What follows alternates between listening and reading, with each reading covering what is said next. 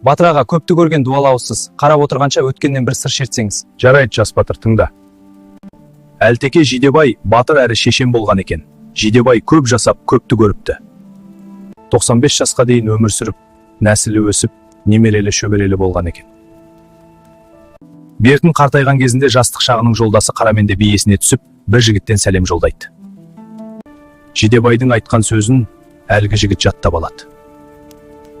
5 ауыз бір сөзім, 4 нәрседе үміт бар, бір нәрседе үміт жоқ, осыны айт депті. Сосын 6 ауыз бір сөзім, мұсылман жаудың қолында қалдым, 5 атаның малын іздеп әуре болдым.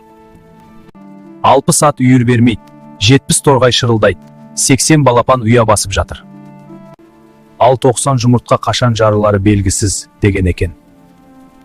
Жаздың күні жайлауға қонған қалың елді аралап бірнеше күн жол жүріп, бағанағы шабарман жігіт тобықтыға жетіп, Қараменде биді іздеп табады.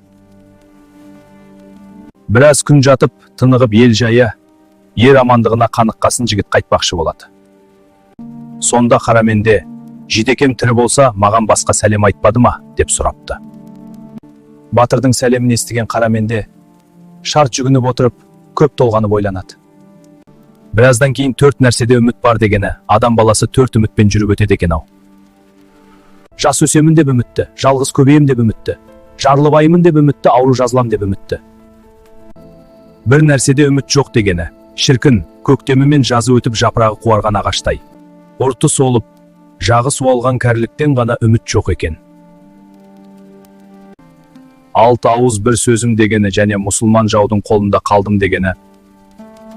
Бірге жасасып тәтті өмір сүріскен, бір-біріне естері сіңіскен жастық шақтың жұбайы қайтып жесір болып, келін баласының қолына қарап қалған екен ғой. Екі елі аузына 4 елі қақпақ қойса балаға сонда ғана сыйымды болады. 5 атаның малын іздеп әуре болдым дегені. Қайран батыр қартайып көзі көр болған екен ғой. Жастан серік болған 5 жолдасы, мисуак, тәспих, орамал, бәкі, қамшы болар. Осылардың басын құрап жинау үшін жан-жағын сыйпалап іздеп тапқанша, түске дейінгі уақыт өтеді екен ғой. Жанына жан қалта, төсіне төс қалта салынсын депті. Ол уақыттағы қазақтың киімдеріне қалта салынбайды екен. 60 ат үйір бермейді дегені, 60 жас ағайынды жауға беріспейтін қайрат күштің қайтпайтын кез екен ғой. 70 торғай шырылдайды дегені, 70-те торғайдай ғана қуатым қалды деген екен ғой. 80 балапан ұя басып жатыр дегені, 80-де ұяда жатқан балапандай төсек тартып жаттым деген екен ғой. 90 жұмыртқа қашан жарыларын білмеймін дегені. 90-нан асқан жасым бар. Бір аяғыммен көрдемін, ақ тағдыр қашан жетеді деп күтудемін деген екен ғой, депті Қараменде би.